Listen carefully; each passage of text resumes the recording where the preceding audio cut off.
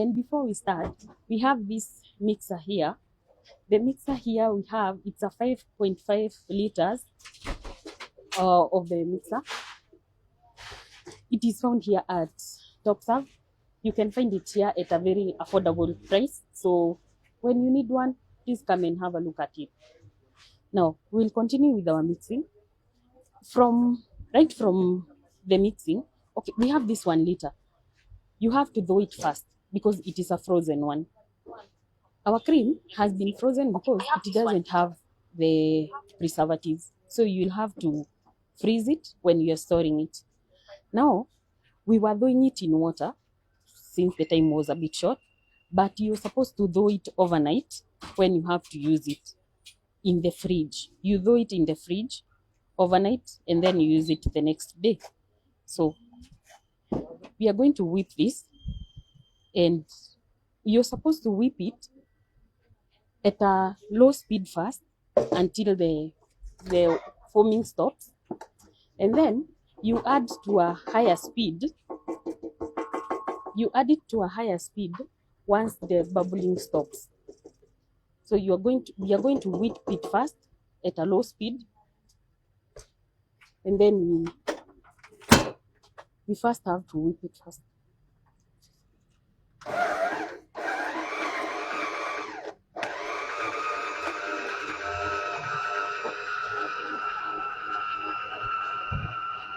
This mixer has been labeled with several speed limits. It starts from 1. So we have started with 1. It's going up to 6. So we've started with whipping with 1. And then as we continue, we'll change it as we go. For now, because it is still cold, we are still going to whip it that way until the bubbling stops.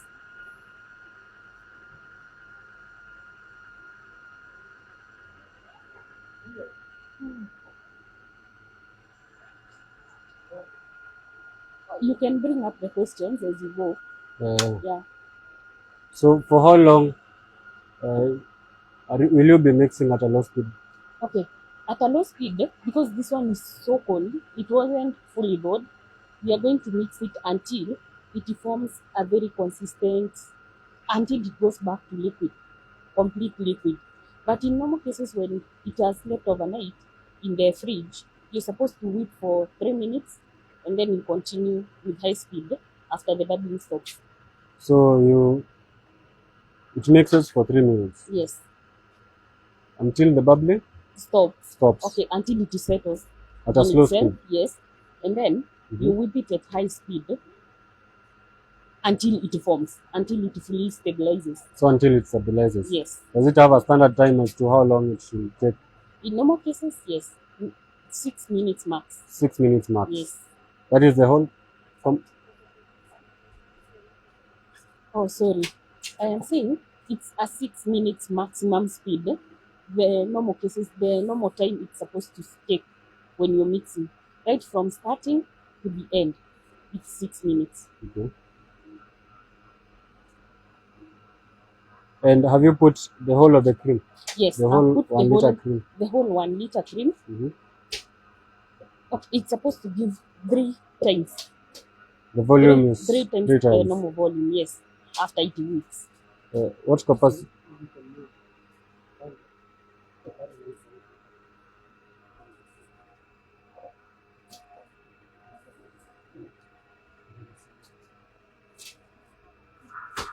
Lakini Facebook inatazama vizuri jamii. TikTok.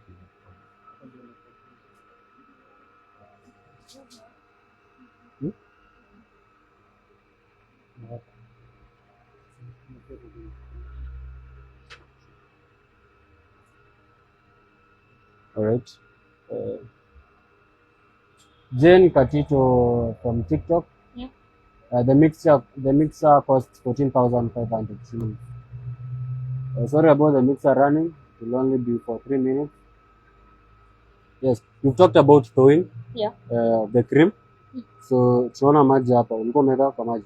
Nilikuwa nimeweka kwa maji ndio itho, because it was still frozen when we came in. So I put it in cold water for it to defrost.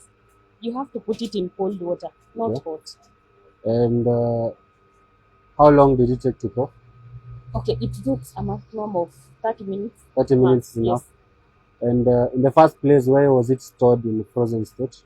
because it doesn't have the preservative. The bacon top cream doesn't have the preservative. Mhm. Secondly, it's non-dairy. So the preservative, we don't put any preservative in it. So it has to stay frozen. Okay. In every case, stay frozen. Entirely it should be used frozen. Yes. Okay. When you're using it, you're supposed first of all to defrost it. You defrost it and then you whip it as you were doing. Or if you have the time, you can defrost it overnight or more than 6 hours. You defrost it in the fridge and then you use it. When maybe the time is short, you put it in water as we did. Mhm. You defrost it. Yes. No, it's supposed to be cold water. So Okay. one cannot use, mtu ako na haraka hawezi tumia warm Mighty water. water. No. What might happen if one uses warm water? Okay. There are some components in the cream zenye when you put it in hot water ama the warm water zitafanya the cream break. It's not going to move as normal ama as stable as it's supposed to be. So it's supposed to be cold water purely. Pardon? Okay, this one is 1 liter and this one is 500 ml. So we have the half liter and the 1 liter. We have the 1 liter and the half liter, the 500 ml. Yes. What happens?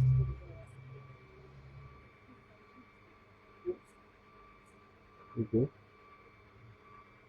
Okay. TikTok, apologize. Yes, you will be explaining after we are done mixing.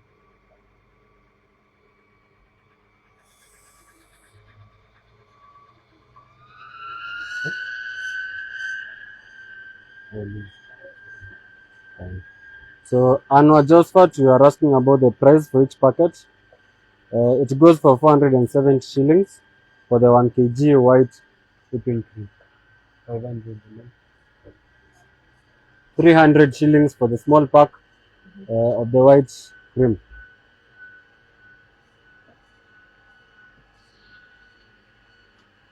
So also kuna maswali watu walikuwa wameuliza. Sharon Tisime from Facebook asked, is it liquid form? Yes, it's in liquid form. Once it goes, it's in liquid form. Yes. Yes, Sharon Tisime, we hope you get that response. Yeah. So this what is happening right now? Okay, we are mixing. It is yet to form fully. So we are still mixing it until it forms that stable, until it becomes stable. So it's still at slow speed. Yes. No, I increased the speed a bit. Okay, but it is not at high speed as it's supposed to be. What is the speed of the timer?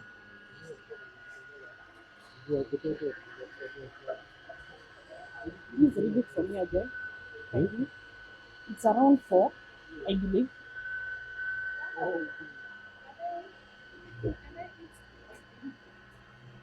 Yes, you can. It's edible. The cream is edible, but it is more preferable when you put it on cake. Yes.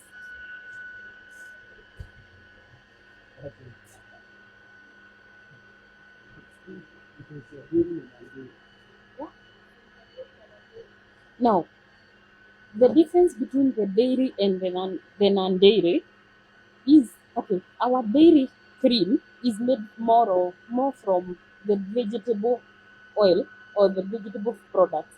But for the dairy cream, it's made from milk. Because milk is more dairy. Yeah.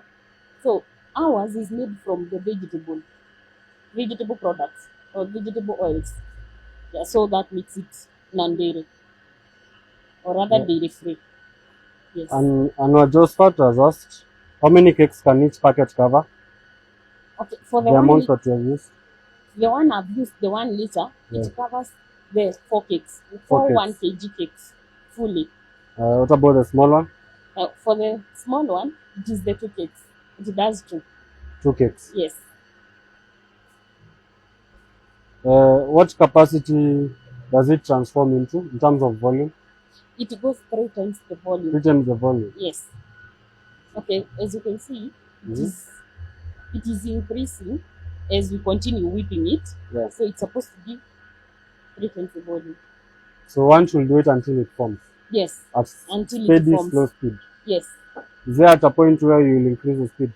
Yes, I'll have to increase the speed because you're first supposed to whip it at low speed to give it that stability, to give it a standing point. And then you increase the speed until it gives the stability for it to hold. So when you're doing the peaks, it's supposed to be more stable. Mostly when you're doing the rosettes, it's supposed to be stable. That's why you have to start at a low speed, and then at some point you increase the speed. 3, and then the other 3 minutes. Okay, it's supposed to go for 6 minutes. Now, in my case, the reason as to why the time has taken a bit longer, I had not fully defrosted the cream.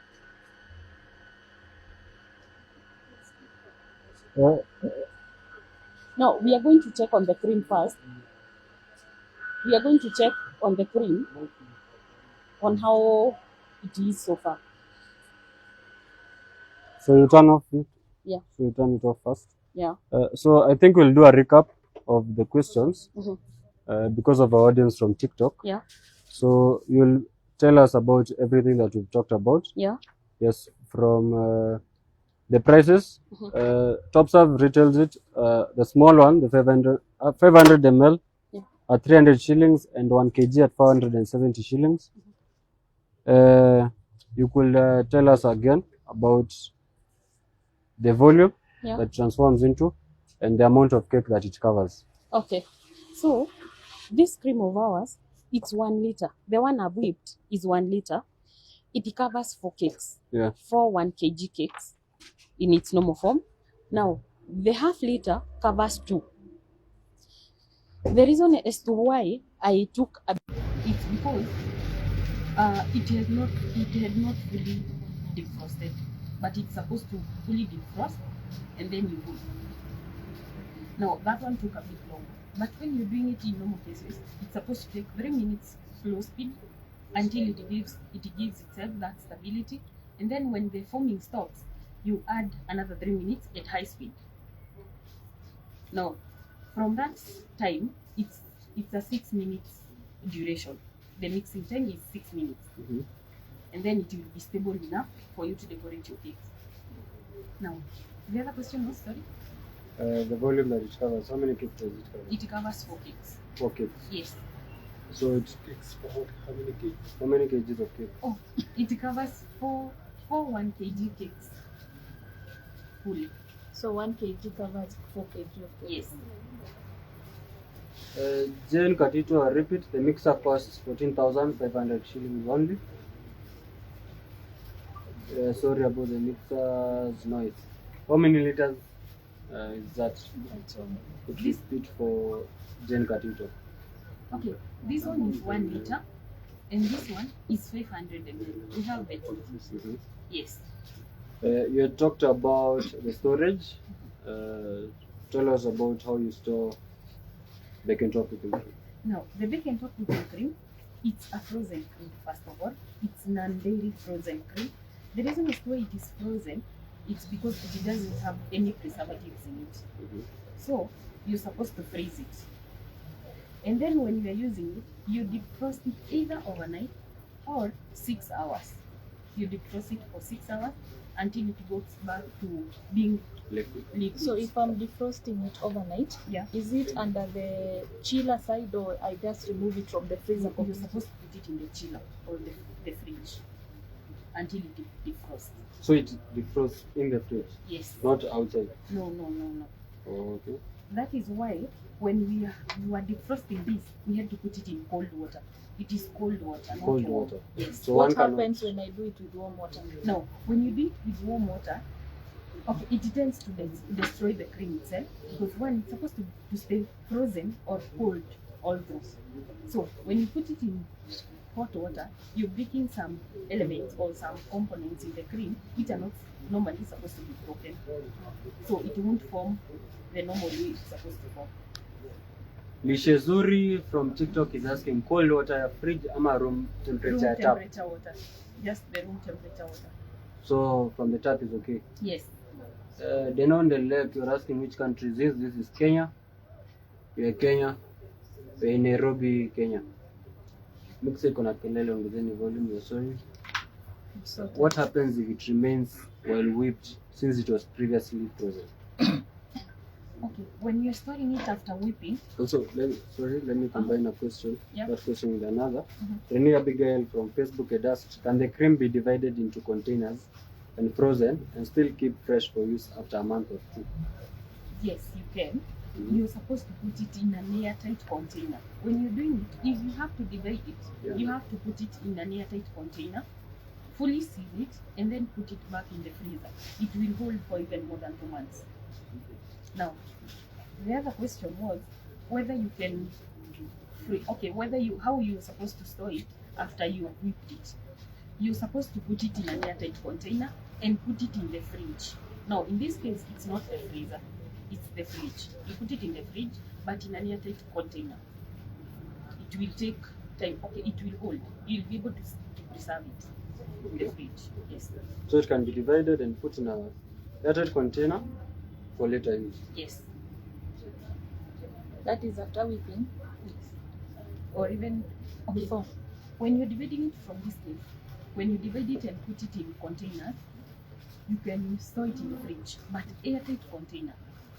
It will hold, it will be able to be preserved in that case, but you're not supposed to contaminate it in any way. The container should be clean, it should be dry when you're putting the cream inside the container. Jane Katitu ameuliza kuna ndogo ya hiyo, kuna kubwa na ndogo, kuna 1 liter na kuna 500 ml. Yes. Both are very affordable given that the huge one 1 kg is 470, the small one is 300 shillings only.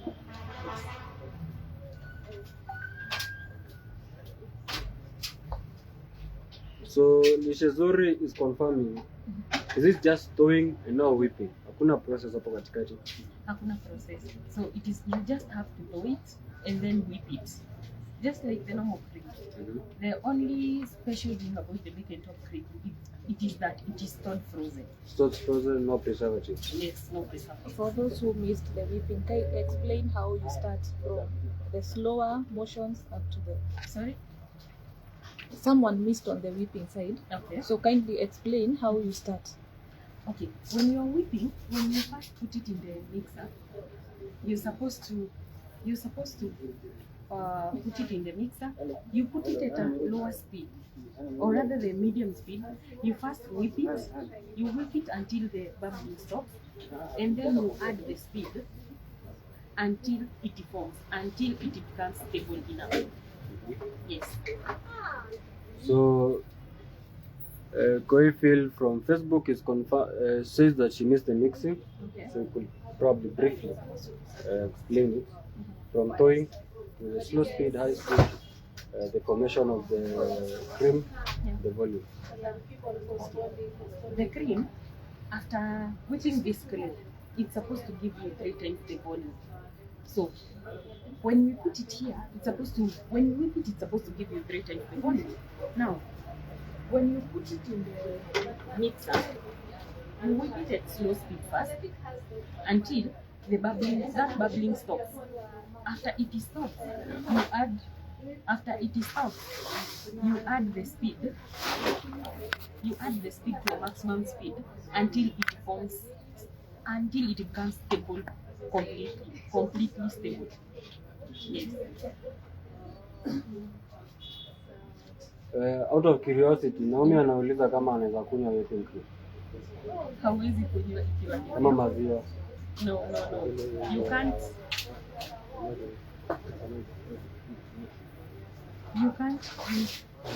can't drink the whipping cream when it is raw.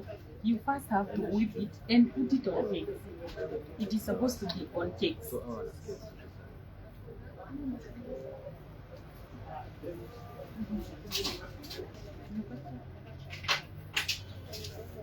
Yes. Renee Abigail wishes to confirm what is the proper storage? Like, does freezing affect it being reused? No, it doesn't. It doesn't affect the reusing. When you the nature of this cream is being stored frozen, so it won't be affecting anywhere. In any case, it won't be affecting. So it will have to be stored that way. It won't affect you anything. After whipping, you just put it in the fridge. So Modesh Bakers wanaomba, please you maintain the market. She says it's good, it's recommendable. Maintain it in the market. We will. We will maintain it in the market.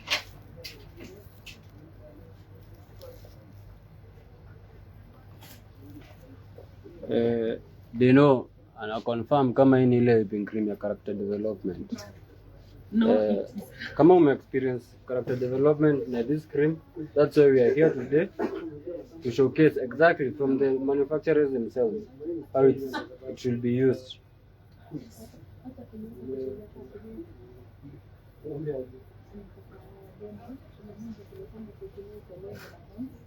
So we can continue. yeah. You can show us the volume that has been created.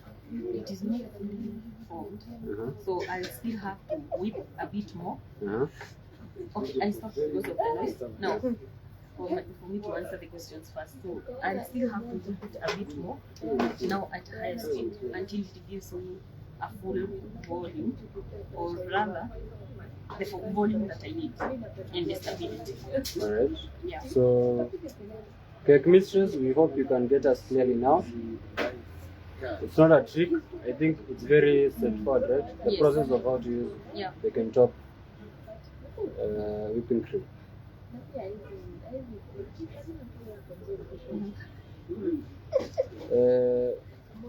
Papsam, tunafuata maswali za comment section.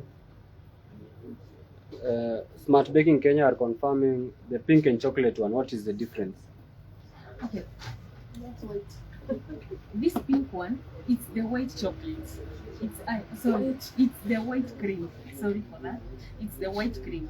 But now this one, the chocolate one, it's the chocolate cream. It is the light chocolate. It is light actually. It is so light. I wish we would be having one more, but we'll be whipping that for today. But it gives this color. I hope it is well visible. Yeah, It gives it's this brown color. Yes. Now, but this one, it is the white cream. The difference is the fact that this one is chocolate, this one is the white one. Yes. Papsam, you're confirming the price of the mixer. This Merit 5.5 liter mixer, very affordable, goes for 14,500 shillings only. Faida McKenna is confirming once whipped, you can put it in airtight containers and store in the fridge, not freezer. Yes. Is that true? Yes. Not freezer. Yes. Oh, I think she's sharing notes. Defrost in the fridge or room temperature water, never hot water before whipping, right? Yes. Ben Cabs, haina kazi mingi. Sidhani kuna kazi mingi. Storage Nandriri frozen cream because has no preservatives. It defrosts overnight or 6 hours prior to you using the cream. Na kama hana fridge. Okay. Kama huna fridge, we do have a fridge. Sisi Yeah. yenye tuko kwa duka.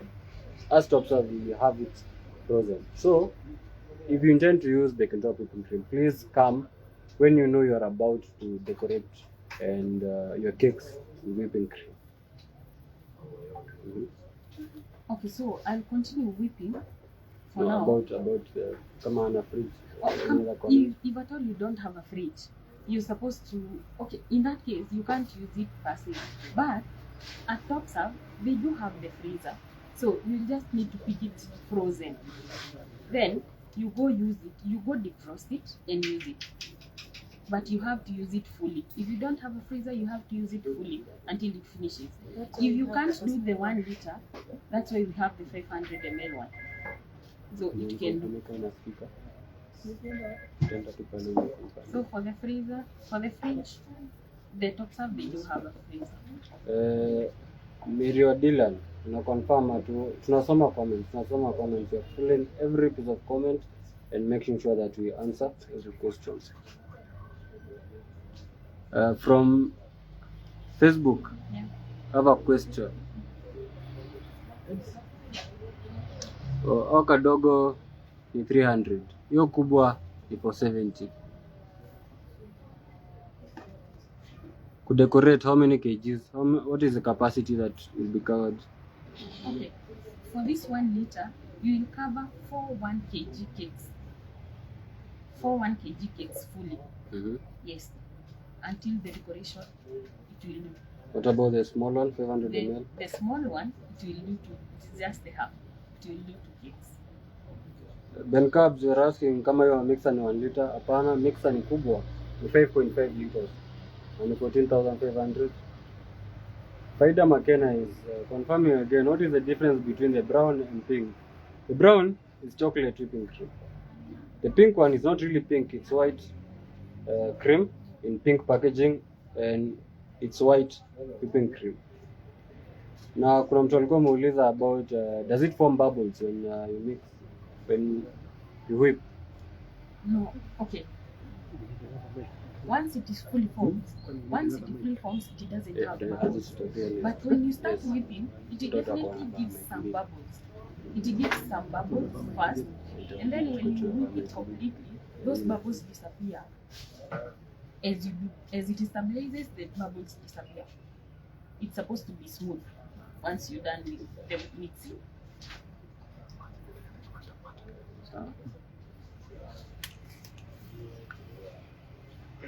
So you could continue as we continue to monitor the questions. Okay. Let me continue whipping it just a bit. So you'll continue whipping it? Yes, for it to give that stability. I'll get away from it for a second because of the noise. Okay, Betty Njoro, sorry about the volume. We are checking into that right now.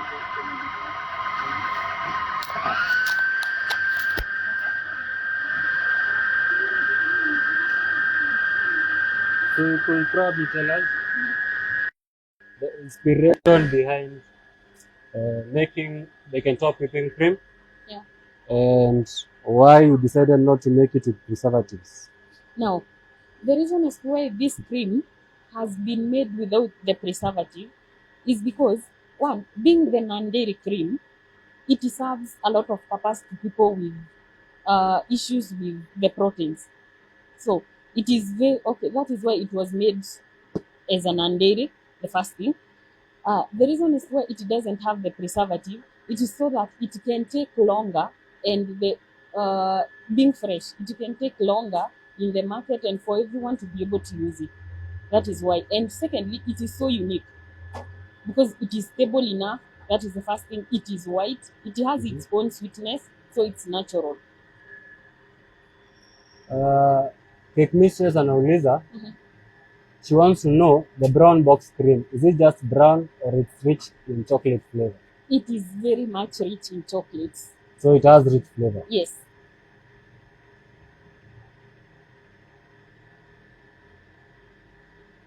The next question? Yes, we have a couple of questions. Okay.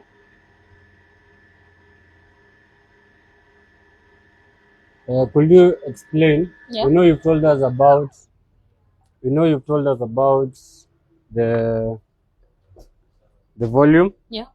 And about the protein component to consider preservatives. Okay. So you could basically talk about the composition and the properties of bacon top whipping cream to discover how it works.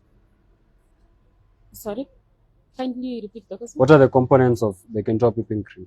No, the bacon top whipping cream is made from vegetable oils. It's made from very natural products. That is the vegetable products, vegetable oils. That is mostly what is made from. That is why it is so good for everyone to be able to use it. Yeah. And they are not affected by allergies. So it is mostly the vegetable oils, the vegetable proteins, and the emulsifiers. Laxi bakers, you could probably repeat your question.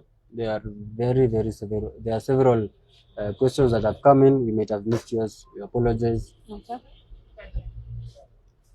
How long does it take on a cake after decorations, and how do you store? Now, for the cake, once you decorate it with the bake and top cream, you can put it either in the chiller, or you can put it, if you are transporting it, you just have to put it in the chiller to settle for several minutes or an hour at max, and then you transport it. Or you can just put it in the fridge. Generally, it's so stable, it's going to stay as it is. It is not going to spoil. Okay, once the cream has been whipped, it stops being that what do I say? It stops being that delicate. No, our cream is delicate when it is not whipped.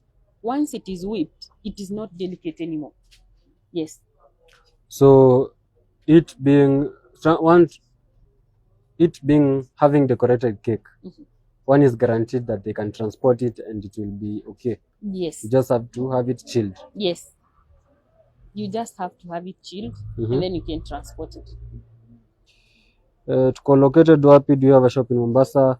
Mouse Cakes, no, we do not have a shop in Mombasa, but we do facilitate same-day delivery using a courier office of your choice. Lishe Zuri is confirming, is the white cream flavored?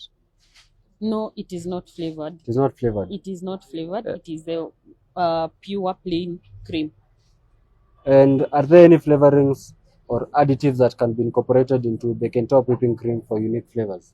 Yes, you can. You can actually add all the colors that you would need to add on the cream, or the essences, or anything that you need to add on the cream. That is why it is pure. It hasn't. We haven't added anything on the cream. It is so pure. So you can add anything. It is stable enough to hold those colors, to hold the flavors that you need to put in it. Joanna, you're watching from Uganda. Thank you for the commendation. Fabsam is on behalf of Cake Mistress. Aliuliza if the chocolate cream has a chocolate taste. Yes, it has a chocolate taste, chocolate flavor, chocolate. It has everything about the chocolate.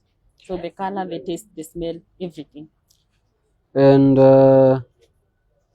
Lishazuri is confirming if there is 500 ml pack for the chocolate cream. Yes, we do have one. We do have the chocolate one is 500, and also the white one.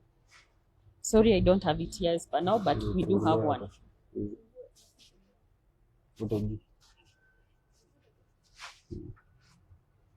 We do have it in 500.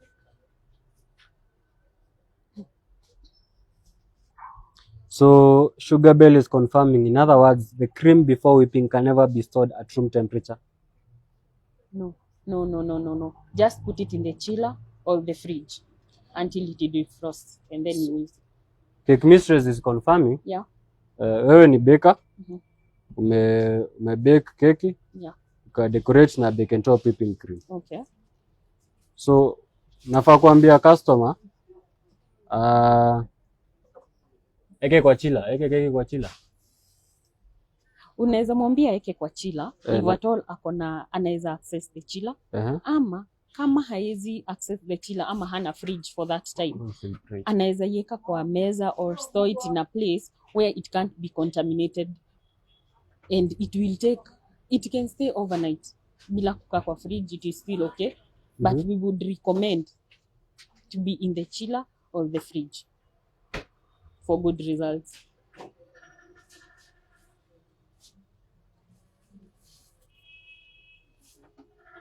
Lishazuri, yes, we are getting as many answers to you as possible.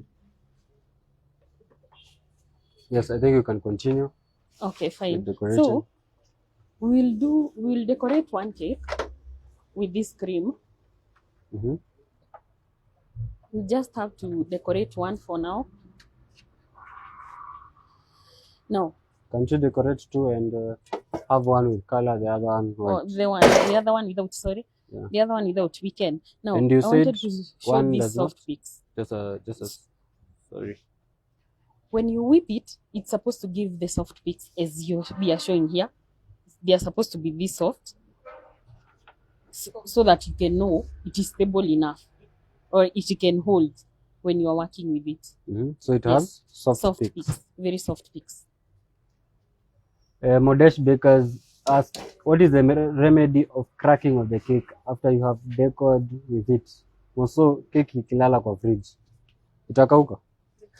No, the Mhm. cracking part, Mhm. it comes mostly kama keki yako, one, it is too dry. That is the first thing. Secondly, if at all ume overwhip your cream, our cream will have to crack kama ume overwhip. That is one. Secondly, kama cream yako it is dry, kama keki yako ni dry, the cake will crack. So the cake has to be moist. Yeah. And the cake has to be moist, and one should not overwhip the cream. Yes, you should not overwhip the cream.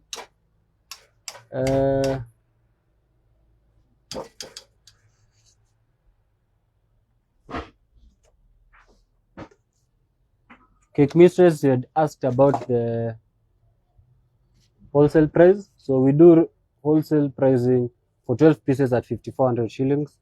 That makes it for 50 per piece for 12 pieces. Yeah. Could you speak about the taste of the cream?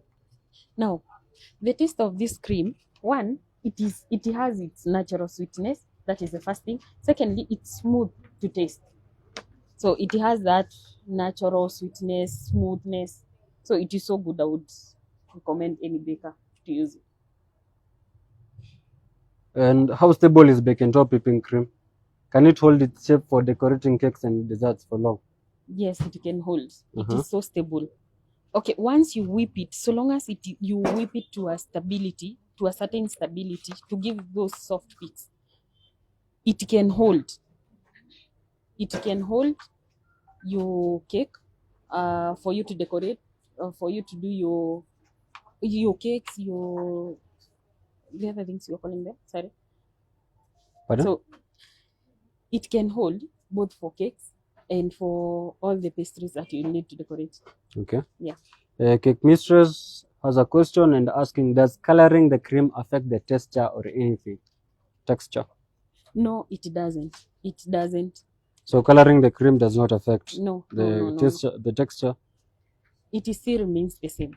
It remains the same. Yes. Do you have a recommendation of whether one should use gel coloring, paste coloring, or powder coloring? I would recommend the gel coloring. It's best. I would recommend myself. But you can also use the powder. If you don't have the gel, you can use the powdered one. So one can use the powder. Yes. But it's recommendable To use the gel. use colors. gel. Yes. Yes. Also, a beauty about gel colorings, you don't have to use a lot of it, and it has a cup at the top for you to just measure while pouring it. Yes. So you said it's not flavored. No, it's not flavored. So can one add flavoring? Yes, you can add. Okay. Okay, that is why it is as pure as it is for one to put anything that they would want to put. Some of them would want to put maybe different colors, different taste, different flavorings. That is why it is left. Okay, then it's a good thing today. We have a cherry flavor. Yeah. From Pradeep.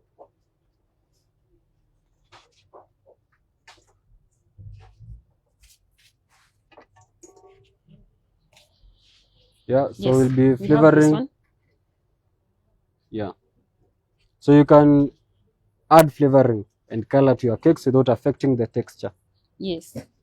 So Abib eateries are asking, for the sake of those who do cake slices without a chiller, can they use the cream? Yes, they can. Cake Without slices. the chiller. Yes. The slices. Yeah. Okay. That depends with how long the cakes are taking in the counters. Because if it is they are going for more than a day, I wouldn't recommend them to use this, because it is supposed to be stored either in the fridge or either in the fridge or in the freezer. Now, if you're doing the slices and they are taking more than a day, please don't use it. Just use somewhere where there is a chiller.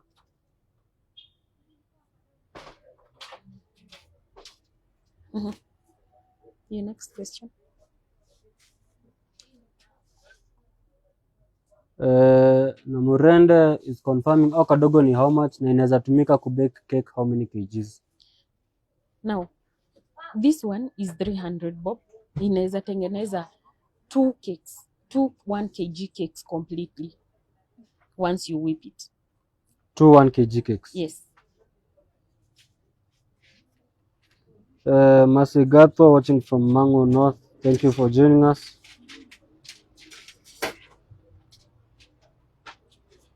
Okay. Sorry about the audio. And Wajosfat confirming about the dairy and non-dairy aspect. What will you say about the Kentucky whipping cream and dairy properties? Okay. The bacon top cream, as I said before, it is non-dairy.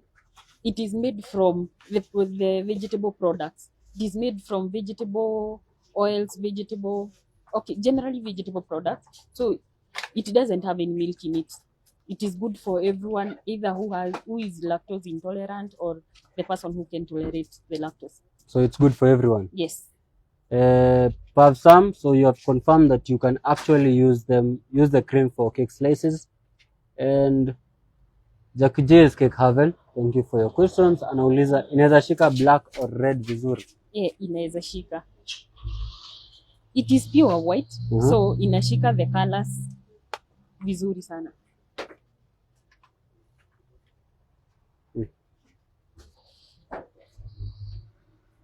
Okay. So, as we continue with the questions, I'll do this cake. I'll first of all do one without the flavoring or the colors, and then the next one we'll do with both. Okay. Yeah. So it's best I do it that way. So as you continue, you could someone is asking a question, how long can it be stored after whipping? Shelf life yake ni kwa fridge? Kwa fridge inaweza enda 5 days kwa fridge, but you have to store in a container that is not contaminated. That is the first thing. Secondly, it's supposed to be airtight. You have to close the container and then put it in the fridge. And the container should be dry as well when you're putting the cream.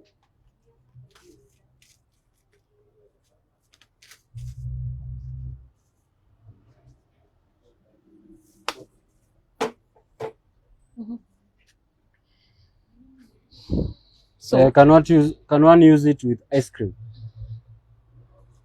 Okay, I wouldn't recommend for one to use it with ice cream. Yeah.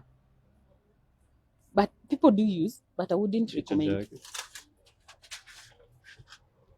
One can use it. Yeah, one can use. Yeah. Lishe zuri anasema fanya demo ya red ukidecorate. Yes, the one we have is here is red, so ponchu. Yeah, so we'll do with this. For red.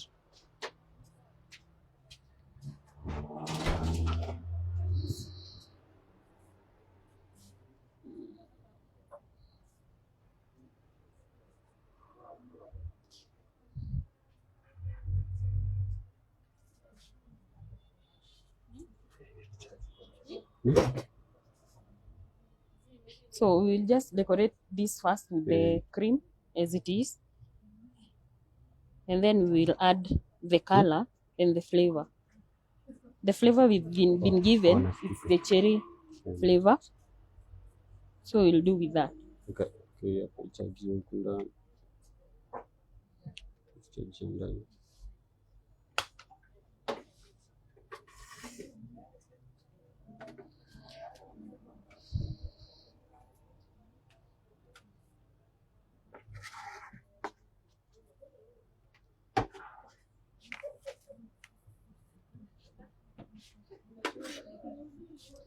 The next question, please.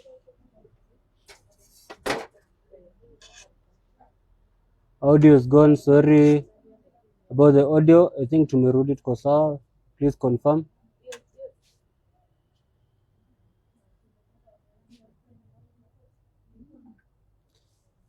Lishe Zuri is asking about the recap. So I think we'll talk about what you'll be doing, about decorating the cream with additives, that is flavoring and food color. Okay. So I'll just show how much it is well spread without even adding the color or the flavors, as pure as it is. And then for the next cake, Yeah. we'll do with both. So for now, let's just do with this. Okay, you can be bringing the questions. I'll answer as we continue. So, what are some of the things that you recommend someone should avoid Yeah. when using bake and top whipping cream? When you're using our cream, first of all, avoid doing it with warm water or hot water. Just use the cold water, or defrost it overnight. I would say you defrost it overnight. For best results, defrost it overnight. Secondly, Yeah. when you're mixing, avoid over whipping it. When you over whip the cream, it becomes hard to work with. So those are the two most important I would tell people to do.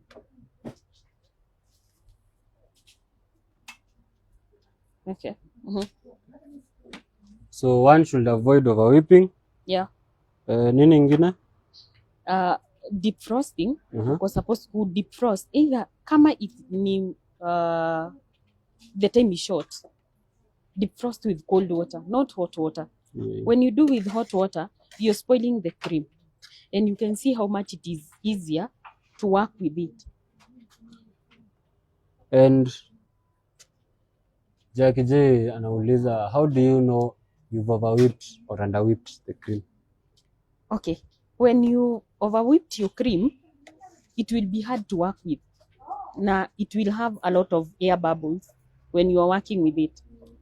But when it is whipped well, it doesn't have the air bubbles. It is actually so smooth.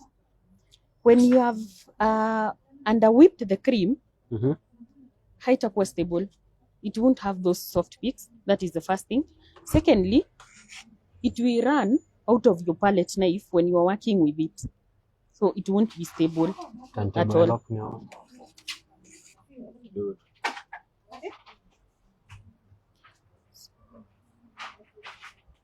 As you can see, Sam, you're asking about the turntable. Yeah. The beauty aspect of it, it has a lock. It's a turntable with lock. It goes for 1900 shillings only. So when you are done rotating your cake and you want to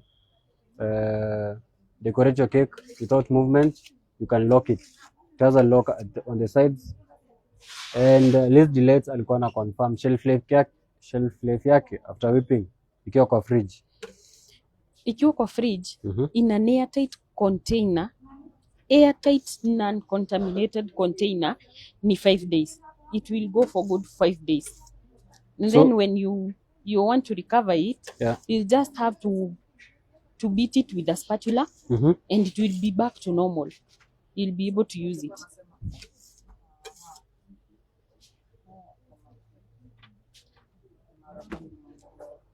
You can see how smooth that is.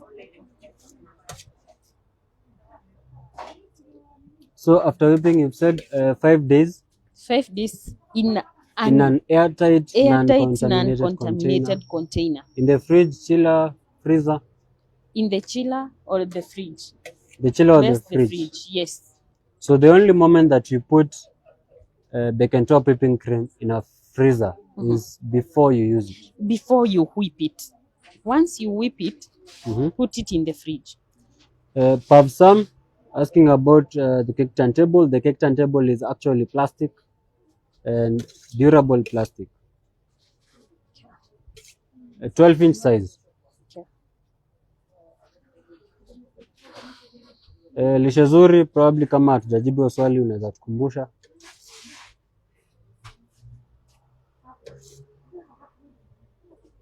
Oh, you have already responded about the shelf life. You can stay up to 5 days when you put it in the chiller or the fridge. Yes. Pavsam, karibu sana, coming for it with the mixer. Thank you for engaging with us, and we recommend the mixer and the cream actually. So this is the outcome. It doesn't have the air bubbles. It doesn't have the air spaces. No air bubbles. You can see how smooth it is. Do we buy it when it's frozen? When one gets home, won't it have defrosted? So yes, you buy it frozen. We do have a freezer at our shops. By the time unafika nyumbani, unless you're traveling to Mombasa, it will not have defrosted. It is taking much time to defrost, so it is hard enough. So it won't have defrosted if you're buying it from your nearest shop or Yeah. your near. That's why it is recommended. It's actually recommended that you start to prepare your whipping cream 6 hours prior to whipping. Yes.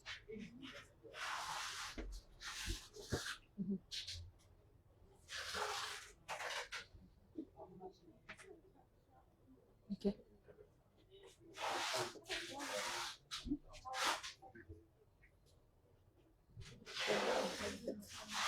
I'll be. So Rahab, Yes. someone is asking. Okay. Praise blessings intended. Mhm. How is the taste like? It is actually sweet. It has its natural sweetness. It doesn't have that much sugar, and neither is it bland. So it is just sweet. Yes, it has natural sweetness.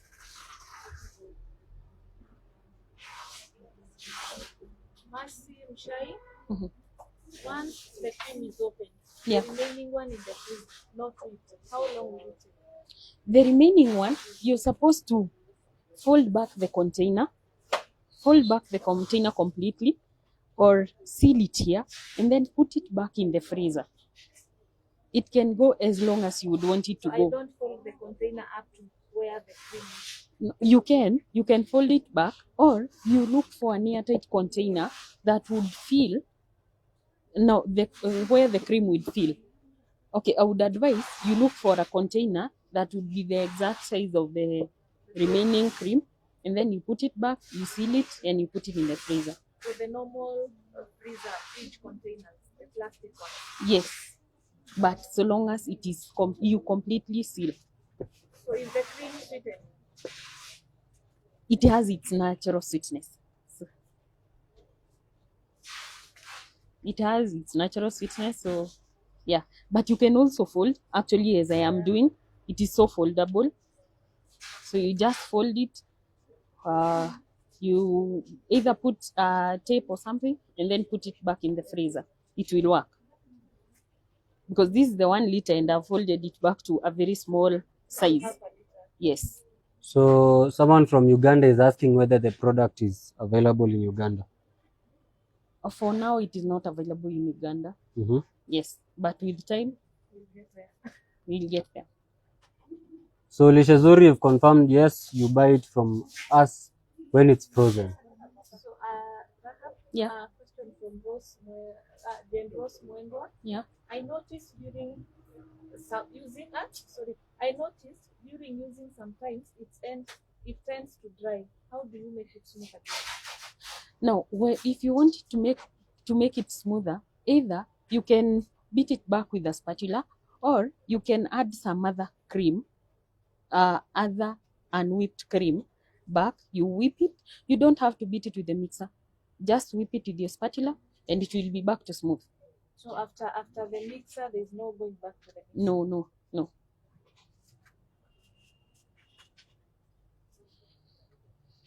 Sumaya cakes, you're asking me how much. The small pack goes for 300 shillings, and the huge pack goes for 470 shillings at every outlet in Topserve.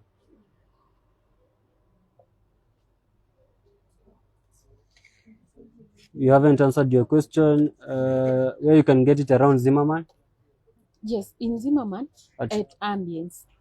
At Topserve, we do deliver the whipped cream in frozen state. Okay. Lishe zuri tumekanyanga ya sound, pole sana.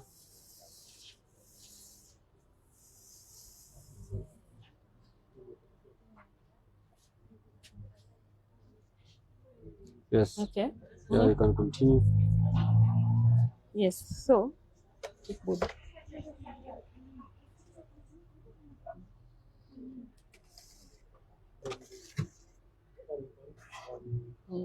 One.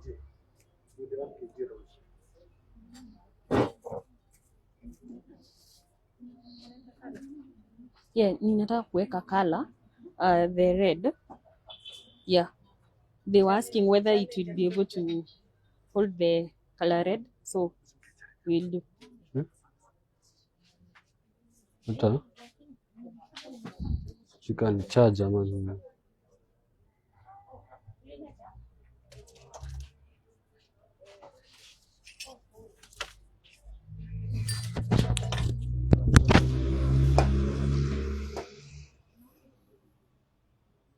Okay, so I'll just have to add the red color to the cream, and then we'll see how it will, and then we'll see how it gives that red color, because they were asking whether it will be able to hold the red or the black.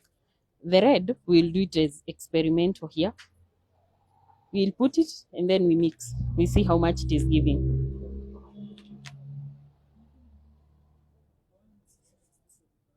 For now, I'll add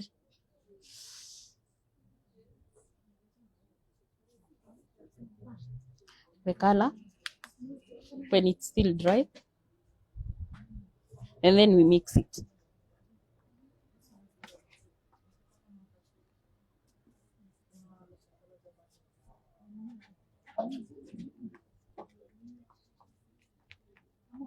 So it is still okay. We are still mixing, but it is getting the red, as we can see.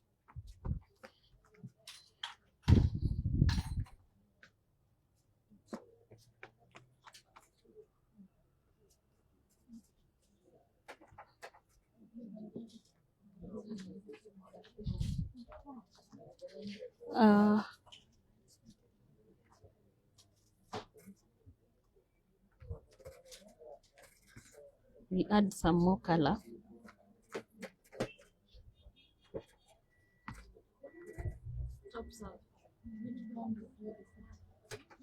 Sorry?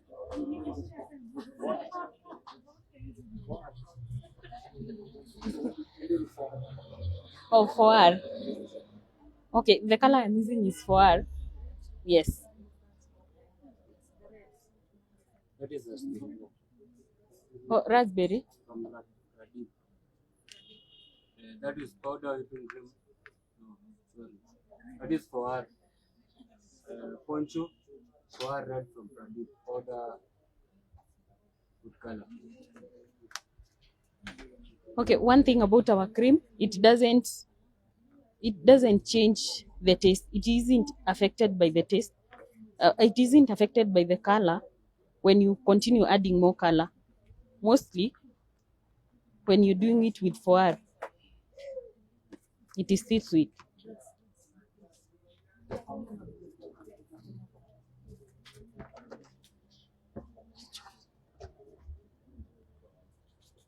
So see what we are having.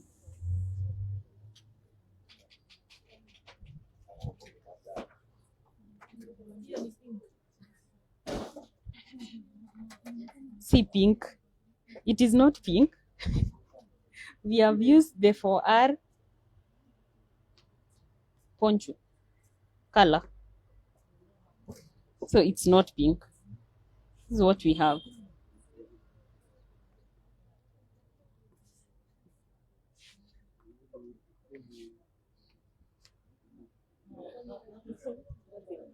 And as we can see, Shiran anauliza, is it sweetened? the cream has its natural sweetness. So it is, yes, it has some sweetness in it. You don't have to add anything to the cream for it to be sweet. It is sweet enough.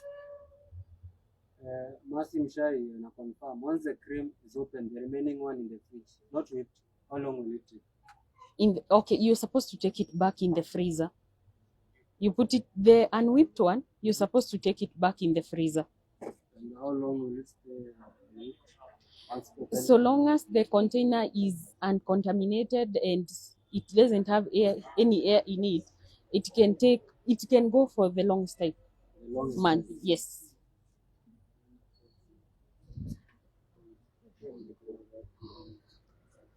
So Njoro's mwendo alikonfirm. Oh, Njoro's mwendo is from Meru. During using, sometimes it tends to dry. How do you make it smooth again? Okay. When you're using and it tends to dry or you over whip the cream, you can add some other cream in it, other unwhipped cream, and then you beat it with a spatula, not the mixer, the spatula, until it smoothens. Yeah, you get back to its normal consistency. Now, when he added the color, okay, they were asking whether it would be able to hold once we add the color. Yes, it is so much stable. As you can see, it is stable. A question from Njoro. Okay. Can you add icing sugar to the cream? No, you can't. You can't, because the cream itself, it is sweet.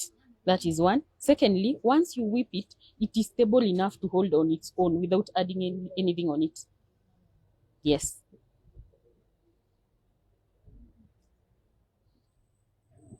This is what you have. Now, I am going to use this. I am going to decorate with this. And as I was showing, it is stable even after adding the color. So it isn't affected by anything. Once you whip it, due to it being frozen and without having to add anything on it, it is stable. It can hold anyone adding either the flavors or the colors. It can hold. It will be good enough.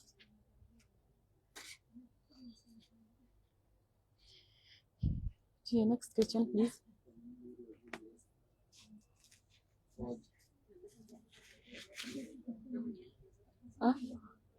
Your question.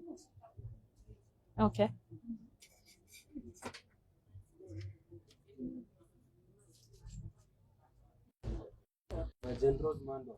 Who is from Meru? Yeah. Is asking, can you add icing sugar to the cream? No, you can't add icing sugar. Mm-hmm. One, our cream is sweet, and it is sweet enough in such a way that you don't have to add anything. It is sweet, that is one. It is stable, so it won't. Okay, once you add the icing sugar, you'll be spoiling its natural sweetness, which in this case, our cream is just natural. It is natural, so you'll be spoiling it. So one will be spoiling it when they add anything else to the Yes. cream, Yes. apart from flavor or color. Yes. So it is left as plain so that one can be able to add the flavors they would like to add or the colors they would like to add. On the other hand, you're not supposed to add any icing sugar or any sugars in it so that you would feel the natural sweetness.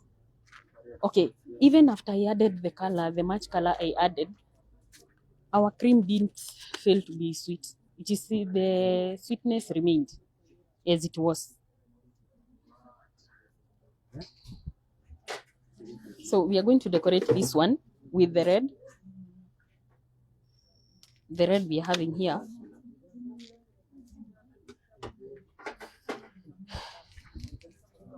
And then we'll put some rosettes on top of it so that we can see the stability when you do the flowers on the cake, when you do the rosettes on cakes.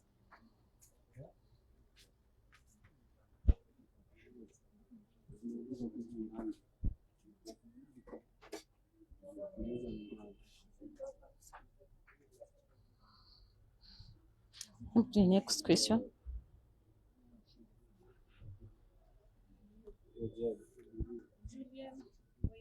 Mm-hmm. Yes. Topserve. Will you be restocking in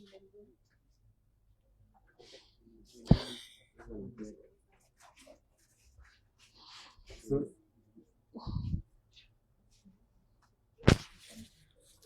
Yes, Julia, we shall be restocking soon in Eldoret. Ma'am Huxley probably might have gotten us late. And I confirm, how many kgs of cake will that whipping cream cover? Okay, for the 1 liter cream, Mm-hmm. it will cover 4 1 kg cakes. 4 1 kg cakes. Yes, fully.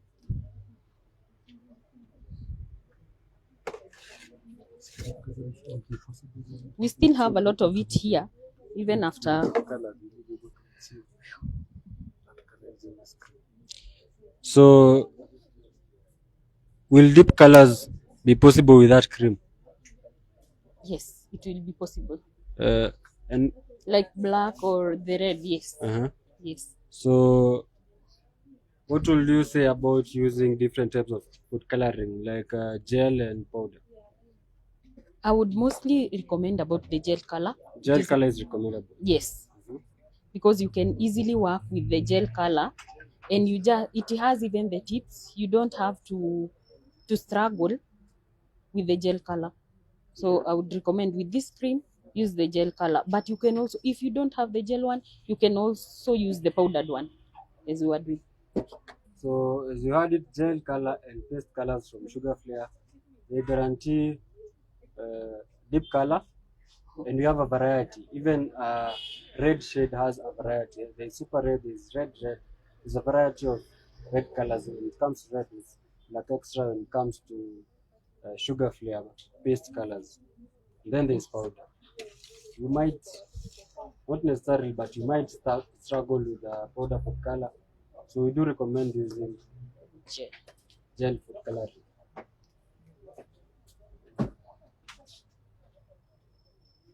Abibi Taris, I hope umesikia kuhusu food color. Tumia hizo deep color zile za liquid, hizo zinaitwa gel from Americana.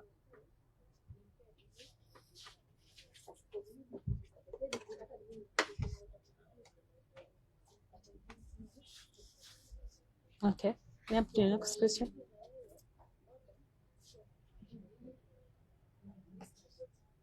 So, what issues may bakers encounter?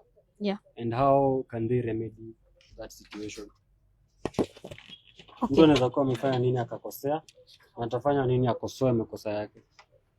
One, bakers might overwhip the cream. That is one. And if you want to recover your cream, just use unwhipped cream. It is best when you just you beat it with a spatula. You just beat it with a spatula, it will be back to normal, as we always do. And then, if you have underwhipped the cream, just take it to the mixer, back to the mixer, and whip it until it forms those soft bits. Okay, if you want to know it has formed or it is stable enough, you just, if at all you are using the hand mixer or this one, it will start leaving the sides. The cream will start leaving the sides of your bowl.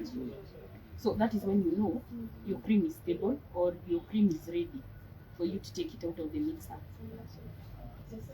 Now, another way, if you don't have the cream and you have the glaze, the neutral glaze from the Top, you can use it to recover the cream. You just whip it, you just beat it with a spoon until it becomes runny, and then you put it in your overwhipped cream. You will recover the cream from the glaze, the neutral glaze, for that matter.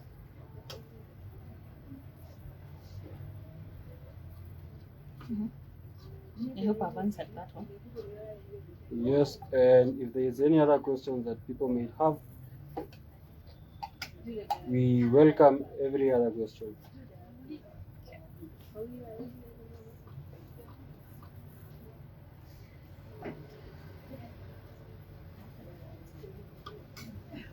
Okay, as you can see, our cream is smooth. It is definitely smooth. We didn't overwhip it, that is why it doesn't have the aeration. We didn't underbeat it, and that is why it is able to hold on the cake. Okay, since we are using the powdered color, that's why we are having it didn't completely mix. That's why we're having the colors, but it will disappear. So Maya cakes are confirmed, so it should always be stored in the freezer. Yes, you store it in the freezer. That is before whipping, right? Yes, but after whipping, if at all you have the remaining one, you put it in the fridge. You put it in an airtight container, which is not contaminated. Siona unauliza tuko wapi? Tuko Kimathi Street, Kimathi House, Shop 203, Topserve Limited. How do you have sharp edges with that cream? They can top whipping. When your cream is stable, Yeah. you will be able to have the sharp corners. But if at all your cream is runny or it is under whipped, So one has to achieve stability. yes, you have to achieve stability first.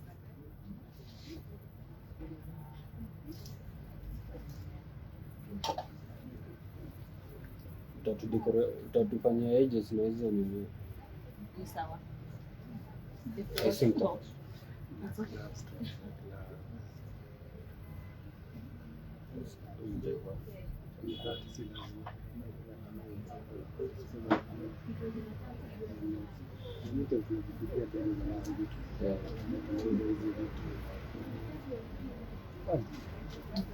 So as she continues, we do little disposable gloves. This one is powder like a street glove, very recommendable in the kitchen. The turntable goes for 1900 shillings. And bunyonshi pande ya lock.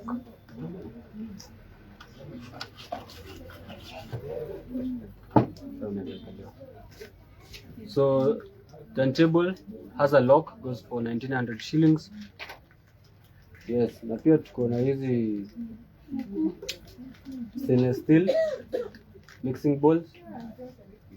For those who had not gotten it, the small whipping cream goes for 300 shillings and the huge one goes for 407 shillings. Go to Topserve. For the pallet knives, disposable piping bags, nozzles.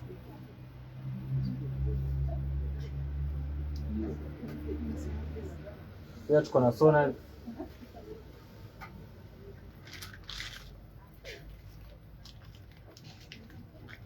These are what you'll use when you intend to decorate the cake and you want to cut at the top. You have a variety of saunas. Kuna kubwa, you can use them for your bread, and you also have a small one.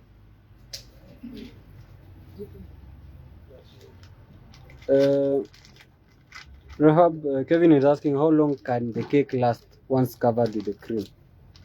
Okay, if it is in the fridge. Yeah. Your cake, if it is in the fridge, it will go for 4-5 days. It will be okay. But if it is outside the fridge, I would recommend 1 day or 1 day and a half on the max. Just yes, finished. If it is in the fridge, 4 days, 5 days, it's okay. Pub some the mixing bowls, they go for 1300 shillings. So what are you intending to do? Okay, I want to put some rosets on top of the cake. Just to show how much our cream is stable. So I'll just do a few on this cake.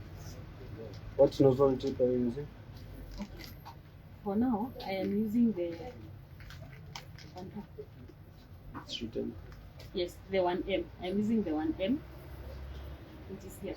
Yeah. I don't know whether it is visible. It's visible. Okay. So that is the one I'm using. No.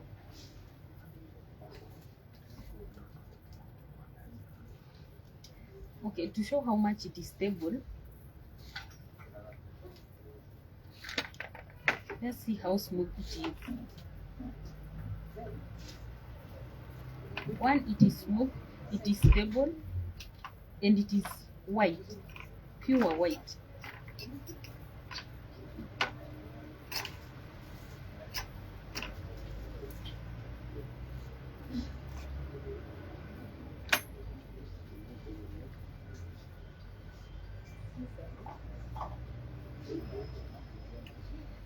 For the nozzles, they have several of them. It's like one end, but Okay. close. So they have the numbers here. You have the 2D. Yes. And we have nozzle sets. This is a variety from Topserve. This one comes with a silicone piping bag, a coupler, 7 nozzles. These are Russian nozzle tips. The outcome is shown at the back. Also comes with a coupler and a piping box. And we also have these sets of nozzles. When you buy them as a pack, they come very, very cheap and very affordable, as opposed to when you buy every single piece of this. This is a set of 26, a set of 52, and we have more and a huge variety of nozzle tips that you can get from us. Piping bags. This one comes with flower nails, but also make those flowers to place on your cakes. Yes, and you can continue. Now, as I was showing, our cream is stable and it is smooth. As you can see, about the flowers, they have come out smooth. They are smooth and they are stable. As you can see, they are stable completely. And it doesn't have the aerations. That I give it 100%. It doesn't have the aeration, and it doesn't have. It didn't separate once we added the color. It is still remains the same. So our cream is good. So there are no bubbles No. in the cream. You can also show this one.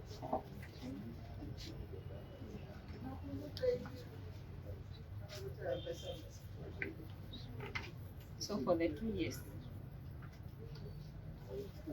So you could probably use a 2D nozzle to decorate this one using the red. Okay. It's not a problem. Yeah, If it's not a problem. it's okay. I'll just use a different nozzle. Yes. For those who are asking about the prices, we have the 16-piece nozzle set that goes for 1,500 shillings only. 26-piece goes for 2,200 shillings, and the 52-piece goes for 3,500 shillings only. The 7-pack, it's usually there's two. There's a 6-piece nozzle, standard nozzle with turning silicone back, goes for 500 shillings. Now kuna 4-piece that comes with a 14-inch silicone piping bag set, goes for 600 shillings.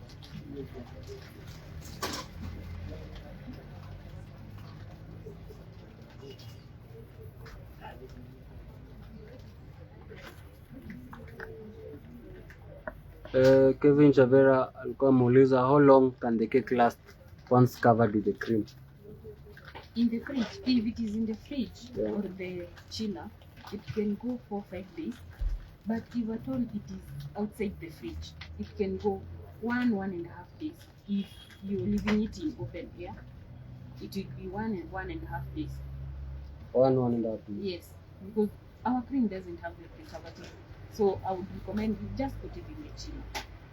Put it in the chiller as long as your client does not come for the cake. Yes.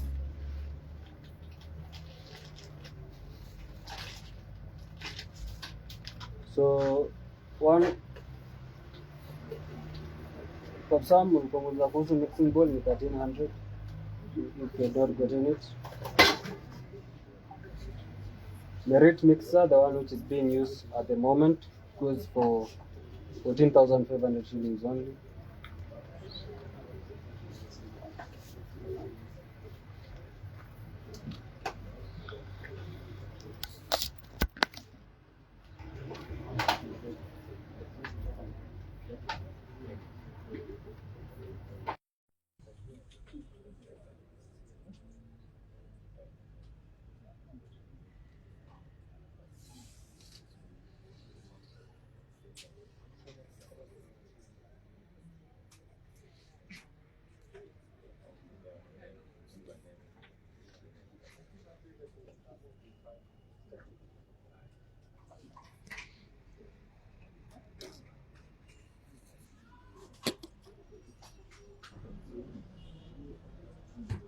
Now, okay, when I did this last one, I wanted to show how much it can be stable or how much it can hold to show its stability. Now, the same as this one is a bit low. Now, our cream can be able to hold as you go up. It is stable. Even after adding the colors, it is still stable. So, as you can see, it is so much stable in such a way that it didn't fall. So yes, I would recommend any day Bacon Top cream. The stability, the taste. The taste is good. The color, as you can see, it is pure white, so it is good. The sweetness, it has its natural sweetness. So you've used 2D nozzle here and 1M Yes. nozzle Yeah. on the red cake. Yes. If there's anyone with a question, please shoot your question so that they can be answered right now.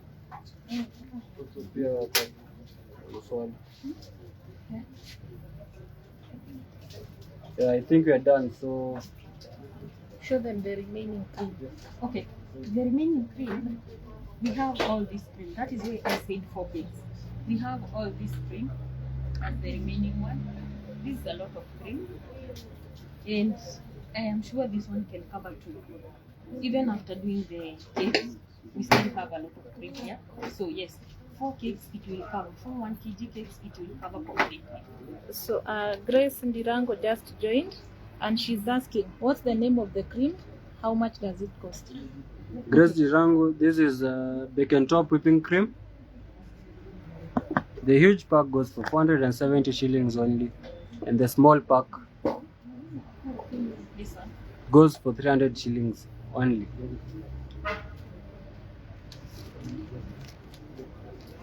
Yes. And we also have the chocolate one.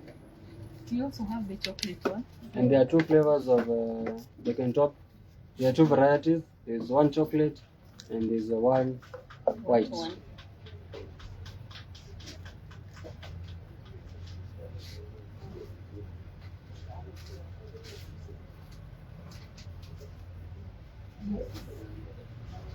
And you can keep the questions coming. We'll be able to answer everything. Yeah, so we'll be on for a very short while from now. Please keep your questions coming if you still have any. So how can I troubleshoot any issue I may encounter on Bacon Top? Okay, if at all you're having any questions or you have trouble with the cream, we have some platforms on Bacon Top. You can reach out to us. We have the Facebook, the Instagram. We also have the phone numbers and the email. Kindly, we will share with you on the live, and then you'll be able to send them to us. We'll be able to send them from there. Max Kitchen anaweza kuwa amefika a little bit late. Anauliza the small one covers how many kgs of cake? This one covers 2 complete cakes, including the roses and the flowers. Yes. So 2 cakes can be covered using the 500 ml capacity of whipping cream. Yes.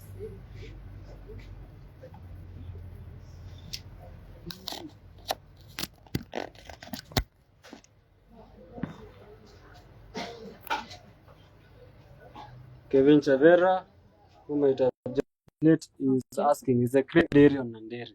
The cream is non-dairy. Mm-hmm. It is made from the vegetable products or vegetable oils, so everything is non-dairy. It is lactose free or dairy free rather. It's dairy free. Yes. So as a parting shot, you could probably and briefly speak about Bacon Top whipping cream from top to bottom.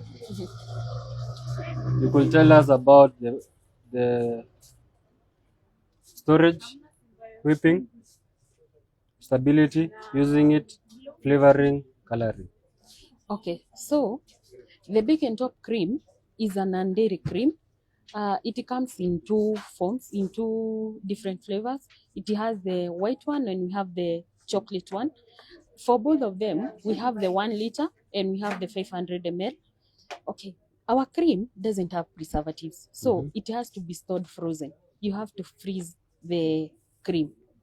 Now, when you want to use it, you'll need to defrost it first. You can either defrost it overnight, or if it is during the day, just defrost it for a maximum of 6 hours and use it, but you have to defrost it in the fridge.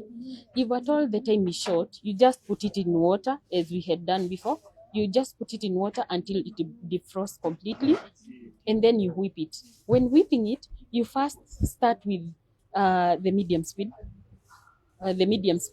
until the bubbling stops. for like 3 minutes. Medium speed until the bubbling stops. The bubbling stops. 3 minutes. And then, yeah, for 3 minutes. And then from there, you add to a maximum speed until you get the soft peaks, which will go for a maximum of 6 minutes total. And then you'll have your cream stable. You'll be able to use it completely. Okay. Yes. Coloring. For the coloring, okay, our cream, it takes the colors so well, as you can see. It takes the colors. It doesn't break because of the color or run because of the color. It is so good. That is one. Secondly, about the flavor, it takes flavor so well. That is why it is pure. It doesn't have anything added on it. So you just, when you add your flavor, it will take it so well, since there is nothing added on it. So any flavor can be added, On the or cream. color can be added without interfering with the texture. Yes. Okay. Yeah. I think we'll malizia there. Yes, Edith anauliza, how many kgs is the cake you have covered? Okay, I've covered 2 cakes. I've covered 2 1 kg cakes completely, but I've remained with a lot of cream here, a lot of it, which can easily cover the rest of the 2. That is why I gave a total of 4 cakes. 4 cakes. Yes. So this is 1 kg. 1 kg. yes. Probably you could repeat the common mistakes or pitfalls to avoid when working with bake and top whipping cream. So you will mention mahali mtu anaweza kuwa amekosea akitumia, alafu the remedy that they may incorporate. Okay, when you're defrosting the cream, if at all you don't have the time, just use cold water to defrost the cream. Don't use warm water or hot water. Don't use just hot water, because you'll destroy the cream. The outcome won't be the same. That you're supposed to, you're not supposed to overwhip the cream. When you overwhip it, it becomes even hard to work with.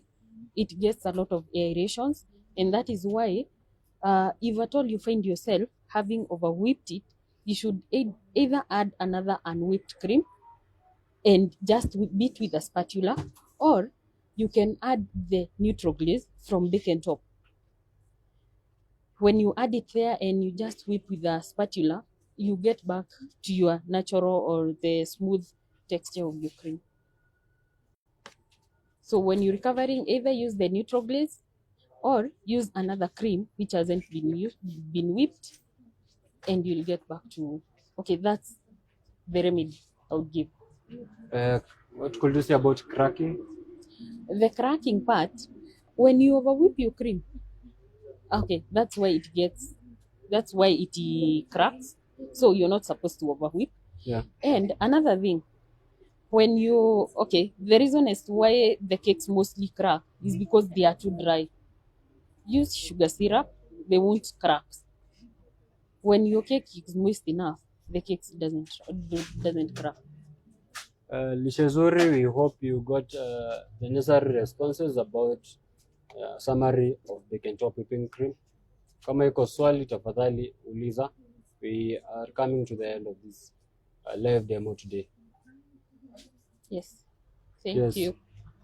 Asante sana Bake and Top whipping cream. So I'll do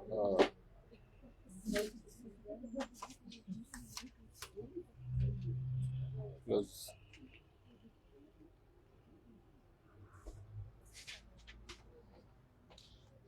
So we've come to the end of our live demo with Bake and Top whipping cream here, represented by Rehab.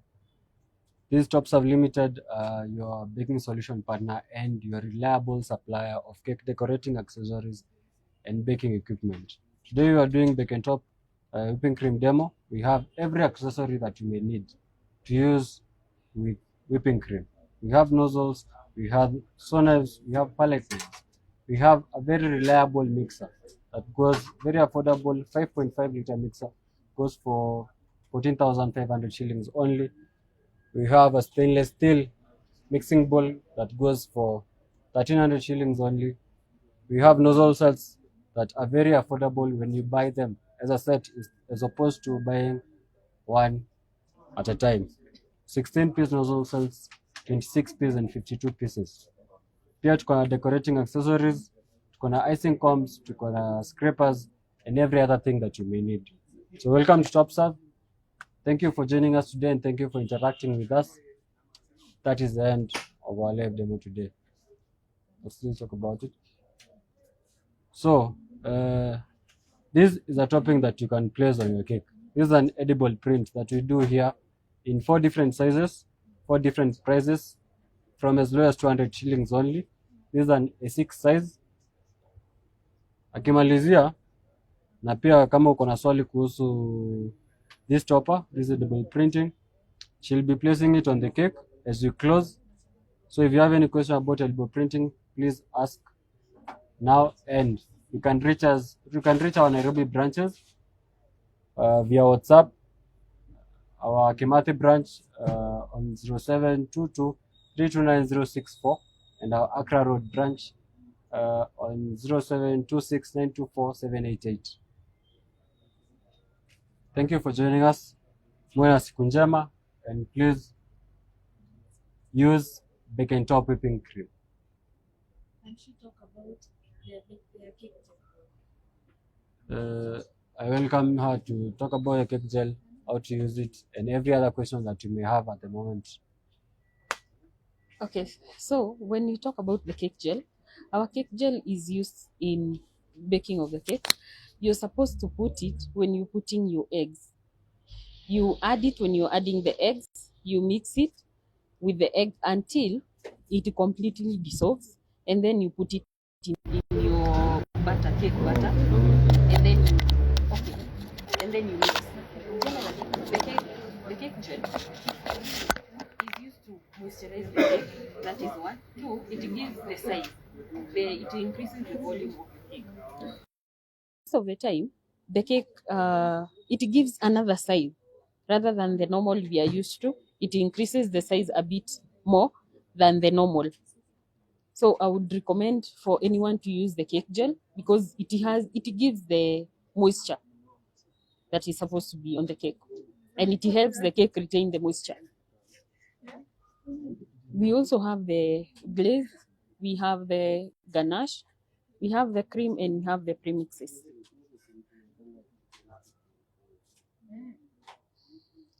And for all of them, they are found at Topserve. So if you need anything, they are here in Topserve. You can have them. Yes, for the ganache, we have this size. It comes in 500 grams, 2 kilograms, and it comes in 500 grams, 2 kilograms, 4 and 5. And also the cake gel, we also have the cake gel, the one I'm talking about, this one over here. This one is the one that is used to moisten the cake. So it is used in baking of the cake. You put, not decorating. You put it when you're putting the eggs. It is supposed to be used. It is supposed to be baked. Yes. So it retains the moisture of your cake well enough and long enough so your cake doesn't have to dry. Shizuri is asking, when do you add the cake? The cake gel, you add it when you're adding the eggs. When you're adding the eggs? Eggs, yes. When do you add the eggs? Okay, it depends with the recipe you're using. People have different recipes and different procedures. So whichever the recipe you're using and whichever the procedure, just add it when you're adding the eggs. How do you measure it? Now, for this cake gel, it's supposed to be added for a 1 kg, you use 1.5 spoons. You use 1.5 spoons of your. You use 1.5 spoons. 1.5 spoons. Yes, for a 1 kg of a cake, for whichever the recipe. Whichever the recipe. Yes. 5.5 mixer. How much dough does it have? Sorry. Shizuri anauliza teaspoon ama tablespoon? It's a tablespoon. It's a tablespoon. A tablespoon of? Yes, a tablespoon of cake gel. 1.5 tablespoons for a 1 kg of a cake. Karibu sana Shizuri. Any other question? No. Now, I'll be putting the topper I'm having here. and be putting the top. Yeah, I'm having a here. We should cut it. Yeah.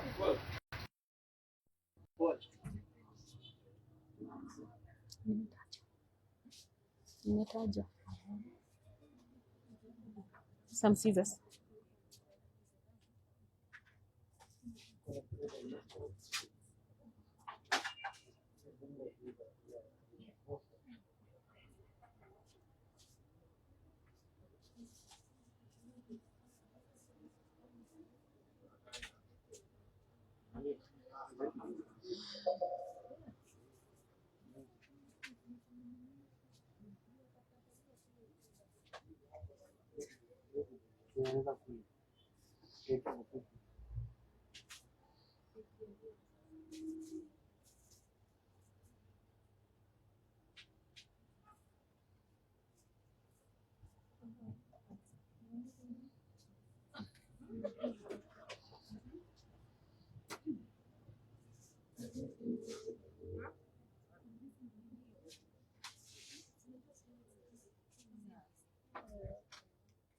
So it's preparing the edible print.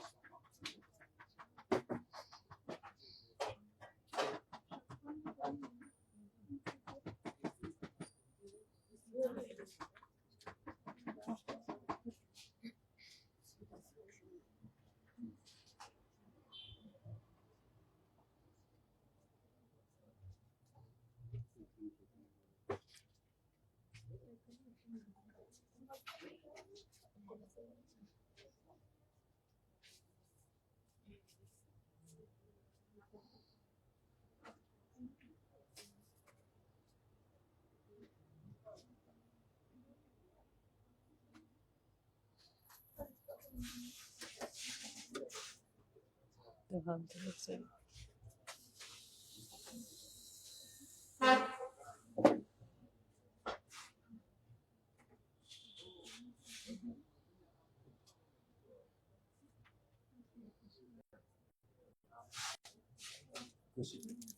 Yes.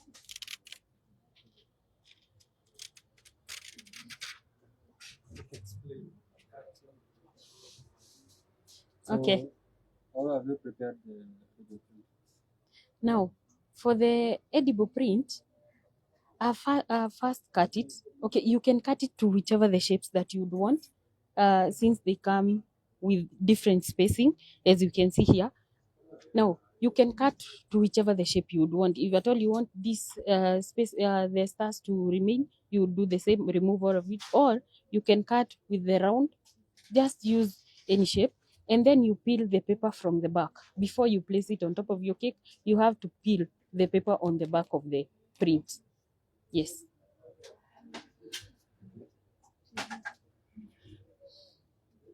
So I'm still cutting this one.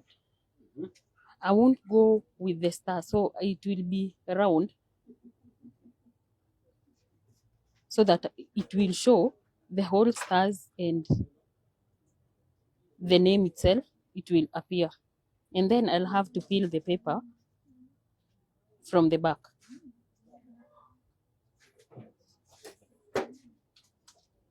So you peel this paper, because for this paper, it's not edible, but for this one, it is edible. So you just put it on your cake.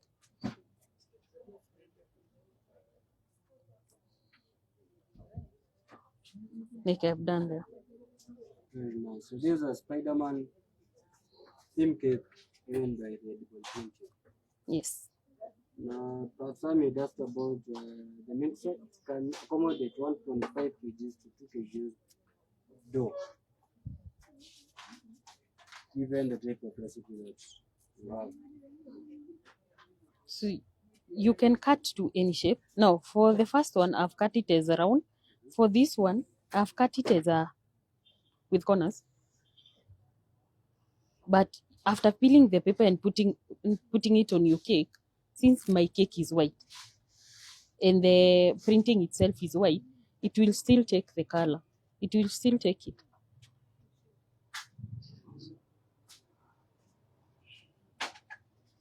That is the second one. The one I've cut is the triangle.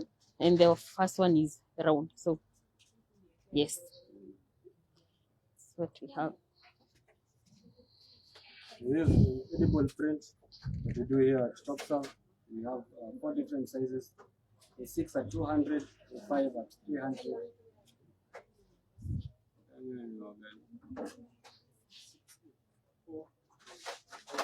a 4 at 600, and a 3 at 1200 shillings.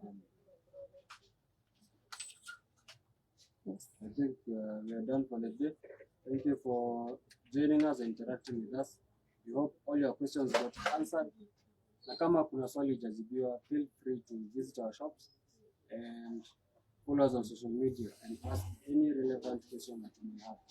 Usiumie ukiangalia. Thank you very much. Thank you.